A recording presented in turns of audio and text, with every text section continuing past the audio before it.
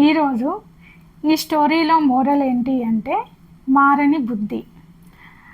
ఈ స్టోరీ ఏంటంటే ఒక రాజు ఒకరోజు అడవిలో ప్రయాణిస్తూ ఉంటే దారి తప్పి తన శత్రు రాజ్యానికి రీచ్ అయ్యే టైంలో ఒక చిలుక గమనించి రాజుతో రాజా మీరు ముందుకెళ్తే మీ శత్రు రాజ్యం ఉంది, మీరు దారి తప్పినట్లున్నారు అని చెప్పగానే చిలుకని నాకు దారి చూపించమని అడిగిండు.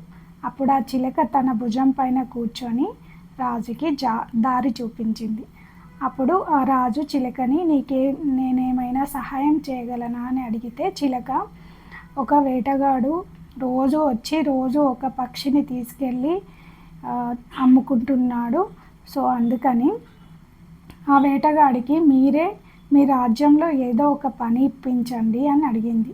అప్పుడు రాజు చిలుకతో అప్పుడు వేటగాడిని శిక్షించమని అడగకుండా పని ఇప్పించమని అడుగుతున్నావు, సో అందుకని అతనికి పని ఇప్పిస్తా అని ఆ వేటగాడు ఎవరో కనిపెట్టి అతనికి ఒక పని ఇప్పించడం చేశాడు.